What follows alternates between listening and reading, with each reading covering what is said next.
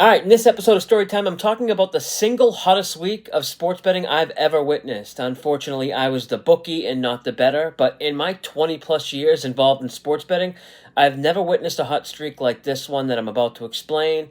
And in order to tell this story, I have to explain a certain bet type that's called a bird cage, which is basically just an action reverse, but instead of the traditional two-team action reverse, or A&R as it is for short, a bird cage is with three or sometimes four teams. And for some reason in the Northeast, especially in the Boston area, it's always called a bird cage. It's a real degen bet type, and it was popular amongst a few people betting with me during my time when I worked as a bookie. You can look up the exact details of an action reverse, but $100 bird cage or a three-team A&R is technically risking 660 because each leg lost is double the bet and double the juice, which would be 220 for each leg. But each leg won is 400. For this story, all we really need to know is if you win all three legs, you win 1,200 on a $100 bird cage. So a $200 bird cage wins you 2,400.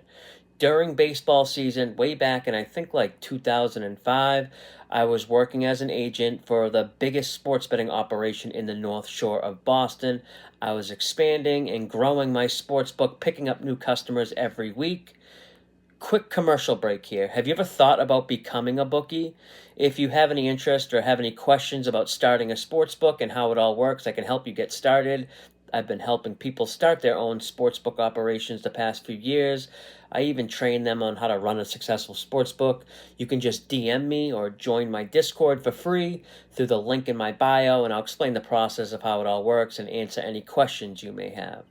Back to the story. Now, one of my new customers was a kid named Mike Kimball. He was a few years older than me. We went to the same high school. We knew a lot of the same people. Now, when I say he had the single hottest week of betting I've ever witnessed, I'm not talking about the amount of money won because I know bettors and have partnerships with betting groups that win and lose over six figures on a weekly basis, but they're also betting 10 or 15,000 per game. This guy Mike was betting 3 games a day, and he would bet the 3 games for $200 straight up on each game, but he was also tying those 3 games up into a bird cage for 200. So for you math wizards out there, him going 3-0 basically would win him $3,000, thanks mainly to the birdcage. Now, on this particular week, Monday, Tuesday, Wednesday, and Thursday, he didn't lose a bet. He went 3-0, 4 straight days, and was up $12,000 basically before I even noticed it. I wanted to try to contact him before recording this video. We know a lot of the same people, but I'm sure he remembers exact games and bets that week, but I don't have his number. He's not on social media and just didn't, bother, digging into trying to find him and reaching out. But all I remember is he finished the week up 17,000. Now, to some of you, 17K might not be a lot of money, but it's all relative. Most of the people betting with me at the time were $50 or $100 bettors. I had a few guys betting 500 per game, but 17,000 was by far the single biggest payout I ever had to make to one single player at this point in time.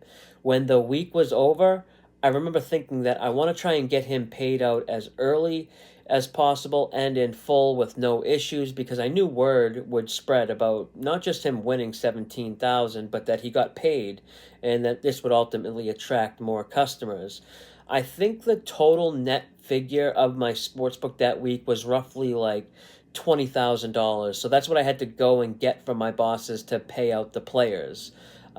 The guys I worked for luckily ran a tight ship, and by Monday afternoon they gave me the 20,000 to pay out the players.